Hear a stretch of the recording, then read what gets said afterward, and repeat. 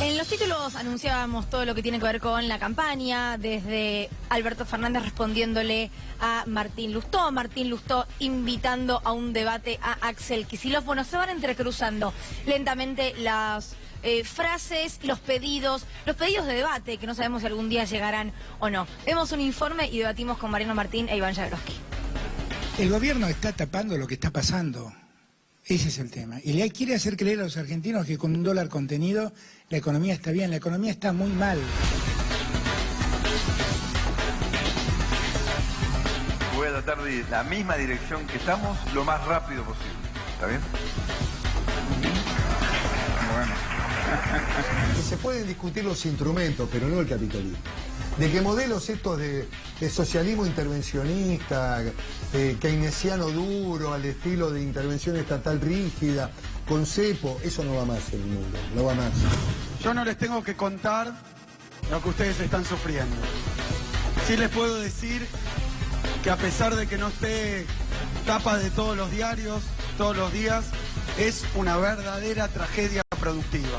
Nuestros valores, los valores de Juntos por el Cambio, el valor de la honestidad, el valor de poner la verdad sobre la mesa.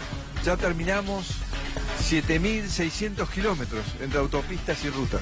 Son 5.900 kilómetros de ruta. Llamé hace ya un tiempo atrás de ponerle plata en el bolsillo a la gente. Esto de la caída del consumo, que ya no asombra a nadie, pero estamos viendo caer el consumo en supermercados a un ritmo del 10% mensual y no nos asombramos. Esos nervios tienen que ver con que Alberto se está metiendo con el corazón de la discusión, ¿no? ¿Qué Argentina queremos? Una Argentina de bicicleta financiera, una Argentina que los bancos que juegan con este tema de las LELIQs. Ahí lo escucho a Lustó, que nos dejó al muerto de la 125 y ahora da clase de economía. Kirchner asume el 25 de mayo del 2003. Si vos tomás el 2003, los primeros 5 meses, para no irme al 2002, para no irme a ningún lugar, cuando asume Kirchner, la economía argentina venía creciendo al 10% anualizado y la tasa era 5% de inflación. La verdad es que vos tenías una economía para crecer sin inconsistencias y dejaste una economía atada. Entonces, otra vez, para mí el problema es cuán atada dejas la economía y cuán costoso es siempre desatar las crisis. Y en todo caso de lo que se enojan es que se lo cuento a la gente. Y le advierto a la gente lo que están llevándose los bancos, que es dinero que podría estar en la gente. Hablamos del populismo. Yo lo digo siempre, nunca he visto tanto populismo como ahora. Populismo financiero. Vasco. Vos fijate que a un banco le permitís tomar la plata de los ahorristas al 40, 45, darse vuelta y el Banco Central te convalida tasas del 70 y 60. ¿Qué es eso? Veía los carteles de el candidato local con Vidal. Digamos, es como que escondieron a Macri porque sienten vergüenza. Ahora, imagínate, si los propios candidatos de Cambiemos sienten vergüenza de Macri, ¿qué le pasa al resto del pueblo argentino? El gobierno que se viene es un gobierno de un escrawn entre los gobernadores y el presidente. Y vamos de una vez por todas a hacer la Argentina federal que hace falta.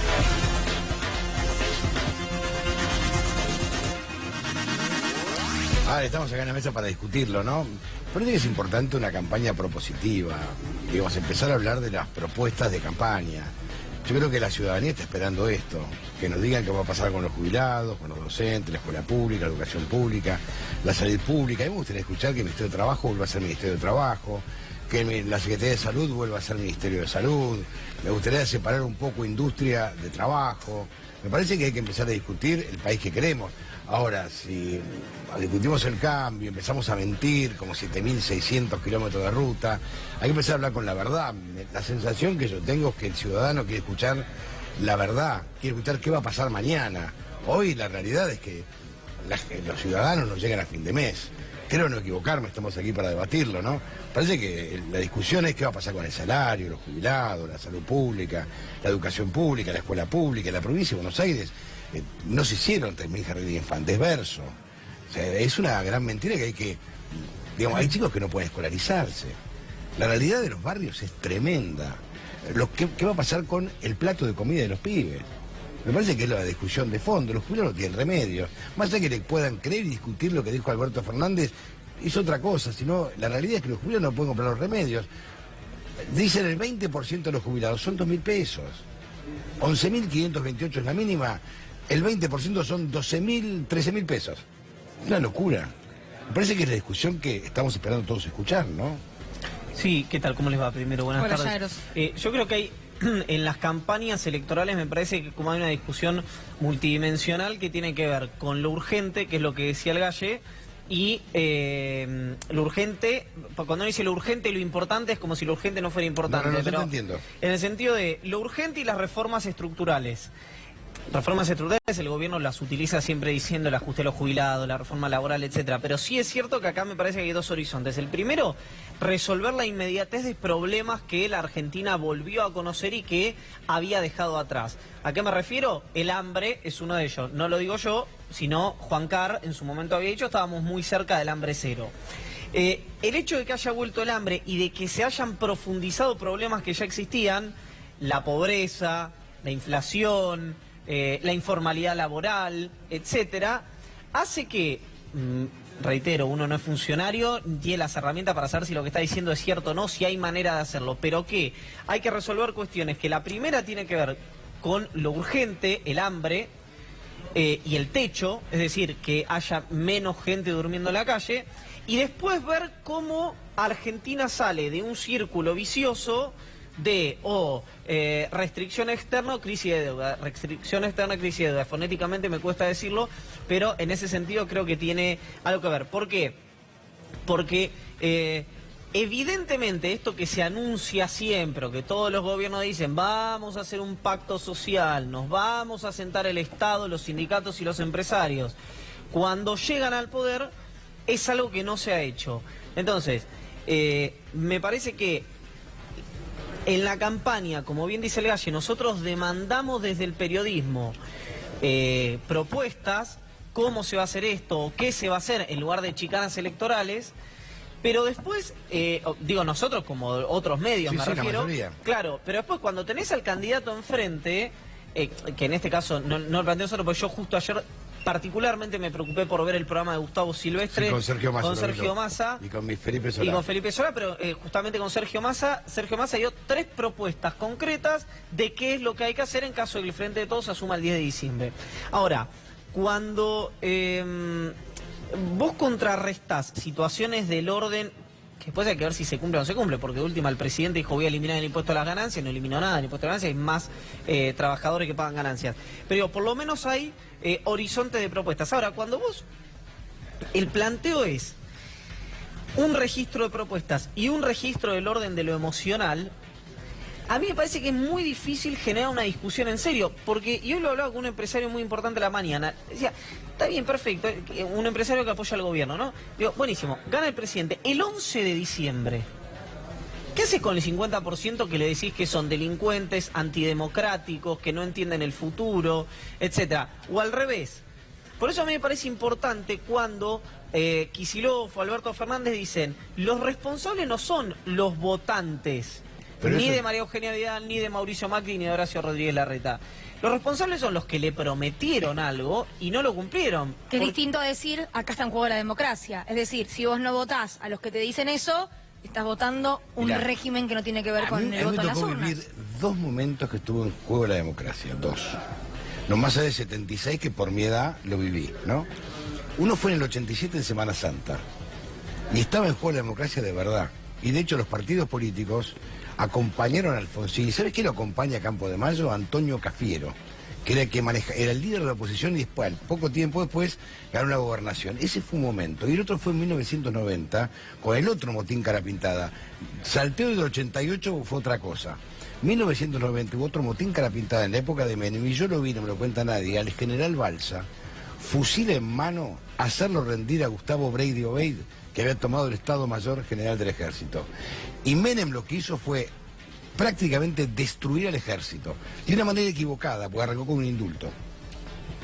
Se equivocó con el indulto. No se merecía nadie un indulto. Era malo el indulto. Pero ahí sí estaba en juego la democracia. Y después nunca más estuvo en riesgo la democracia. Nunca más. Estuvo tan en riesgo en el 87 que Alfonsín se vio obligado a impulsar la ley de obediencia debida. ¿Y sabés qué causa termina con la obediencia debida? La causa ESMA, que era la causa número 13, en la cual estaba procesado Alfredo Astiz. y a punto de ser condenado. Mirá el riesgo que tenía la democracia y lo fuerte que estaban todavía las Fuerzas Armadas, porque hacía tan solo 4 años que había triunfado la democracia sobre la dictadura. Entonces ahí sí estaba en riesgo. Hoy decir la República está en riesgo es un disparate y aparte es muy peligroso cuando hay una grieta tan profunda. Cuando está tan dividida la sociedad, es muy peligroso, pero peligrosísimo, decir que está en juego la República, porque no está en juego la República y mucho menos la democracia. Sí está en riesgo la votación, con un software que no sirve, está en riesgo la votación. Y la puso en riesgo este gobierno la votación, porque antes no estaba en riesgo, ahora está en riesgo. Que eso no es la República, es la votación. Y está en riesgo la paz social por ese software berreta que compraron por 2,50 pesos para ahorrarse nada, unos pesos, pero unos pocos pesos, a Venezuela, un software que fracasó en todo el mundo. Eso está en riesgo. No está en riesgo la República porque, a ver, debatámoslo, ¿no? No está en riesgo. Es mentira. Coincido con vos, Antonio, y me parece que tanto el debate como el entorno del escrutinio y el rol de Smartmatic en esta elección, como otro factor que me parece que sacude como ningún otro la campaña esta semana, que es impensado, que es el tema de las LELIQs. A cuento de lo que decía Iván, me parece que le da un tono distinto a esta campaña, que venía entre la propuesta, que a veces uno puede entender más o menos mentirosa o más o menos ilusoria que puede hacer la oposición generando alguna expectativa en el electorado, y el orden de lo simbólico. Entre esos dos diálogos con idiomas totalmente distintos que marcaba Iván, me parece que en el medio irrumpe lo de las LELIQs. Creo que ahí con cierta astucia el Frente de Todos dice, bueno, esto es lo concreto, mientras vos estás tratando de sostener tu negocio con unas tarifas impagables, con una inaccesibilidad absoluta al crédito, a los bancos el gobierno les regala 60% de rentabilidad. Una locura. Es decir, me parece que la irrupción de ese tema, que por otro lado es inasible, es decir, tuvimos todos que empezar a entender de qué se trata las LELIQs, parece un instrumento financiero sofisticado, no lo ve nadie, lo ven solamente los bancos, pero esa irrupción y la bajada a tierra de ese instrumento me parece que empieza a reencauzar la campaña hacia nociones de la realidad y de la economía diaria. Iván da un tema que es muy importante, lo que es lo urgente, ¿no? Que me parece que es clave, y después lo otro es que discutir las políticas de empleo. Me parece que hay que empezar a discutir realmente las políticas de empleo, antes que una reforma laboral, sino políticas de empleo real. Lo que pasa es que ahí se meten los sindicatos y convengamos que uno de los ejes de campaña de Juntos por el Cambio son el mal del trabajador argentino. Sí. Digo, no se puede contra sindicalistas acá, no se puede contra los que nos hacen la vida imposible, no se puede pagar los aportes que piden. Digo, Luli, y esto es a lo que repiten los votantes del macrismo incluso. Luli, hay una ventaja con la que corre el gobierno al utilizar el sindicalismo como rival de campaña. Habida cuenta que Cristina no se sube al ring con ellos, tenían que elegir otro rival de campaña, y me parece que ahí también corre la astucia del gobierno, porque justamente el mercado laboral que crea Mauricio Macri y la administración de Cambiemos es tan expulsivo de trabajadores, es tan precarizador, que cada vez hay menos asalariados en relación de dependencia, cada vez hay menos asalariados representados por sindicatos, es decir, cada vez hay más meritócratas, entre comillas, que se suben a una bicicleta a los 63 años, se rompen la cabeza y tienen que darles explicaciones a la empresa de aplicación para la cual venían trabajando. Es decir, el mercado laboral está tan roto que justamente ese público cautivo, entre comillas, que durante muchos años se recostaba en los gremios a pesar de cuestionar a sus dirigentes, de decir, refunfuñar contra la desconexión entre las cúpulas y las bases, todo eso estuvo presente siempre. Pero el trabajador tenía su sueldo a fin de mes, tenía su aguinaldo, tenía sus vacaciones, tenía sus derechos del trabajo. Hoy es tal el deterioro que esa desconexión es absoluta, porque nadie conoce a un dirigente sindical porque no tiene trabajo registrado. Y cada vez es peor. Y me parece que ahí aplica el gobierno una lógica perversa pero astuta de apelar a toda la masa de gente que nunca va a tener una representación sindical, mucho menos en un gobierno de estas características, que no va a tener protección, que no va a tener aguinaldo y que no va a tener jubilación, para decirle, ven, ustedes están mal por culpa de ellos, que sí tienen protección. Es que para mí hay como 3 registros distintos. Uno es el que dice Marian, y yo creo que hay cierta astucia en el gobierno, no solo por ese tema, sino porque al no estar Cristina arriba del ring tiene que polarizar con alguien el gobierno. Alberto Fernández es alguien con quien es muy difícil polarizar por su identidad constitutiva, por su trayectoria, y además porque no tiene la imagen negativa que tienen los líderes gremiales con los cuales el gobierno quiere y decide polarizar. Entonces vos ahí tenés... olvidémonos de los dos rígidos, de los que ya votan al gobierno y de los que nunca votarían al gobierno. En el porcentaje de indecisos histórico en cualquier elección, o en realidad uno podría decir muy habitual en cualquier elección a nivel global, el gobierno necesita un cuco. El cuco alguna vez fue Venezuela, hoy lo volvió a poner en escena Miguel Ángel Pichetto, en otro momento fue el kirchnerismo y la corrupción, ahora son los sindicatos, mañana quién sabe, porque hay una necesidad de partir a la sociedad entre exactamente buenos y malos, ellos y nosotros, el futuro y el pasado. Lo que para mí no modifica que la inmediatez es volver a crecer, evidentemente, que la economía vuelva a tomar impulso, pero una vez que la economía vuelve a crecer y el empleo se vuelve a recuperar, evidentemente, de alguna de las maneras que lo ha resuelto el mundo, vos tenés que ir hacia no desengancharte en ese sentido. ¿Por qué lo digo? Porque esto es como decir, bueno, estoy hablando del ámbito laboral, del ámbito impositivo y de la generación de divisas. ¿Hoy qué genera divisas en Argentina? Vaca muerta, el agro, un poco la minoría y un poco la economía del conocimiento.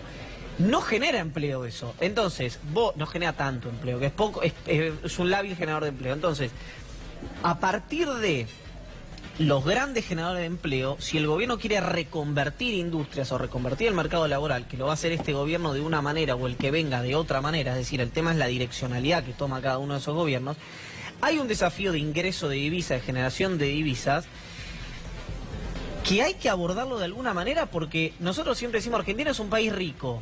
Yo digo, Argentina es un país rico en los horizontes que tenía Argentina hace varios años atrás. Hoy Argentina no produce, no tiene grandes ingresos en materia de patentes, ni de medicamentos, ni de armas, ni de ciencia, ni de ciencia en general.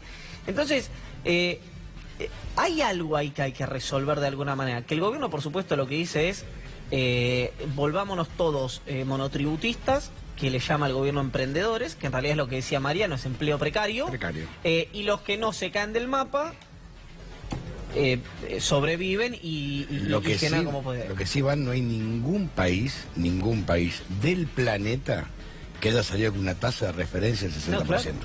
Si vos convertís el país en una gran ruleta o en un casino, no tenés manera de producir. Y tampoco podés pedirle a las industrias que se reconviertan o al mercado laboral que se reconvierta en un contexto recesivo de la economía. Las reconversiones se dan en un contexto expansivo, cuando la economía crece. Vos pensás que una empresa hoy toma un crédito al 100%.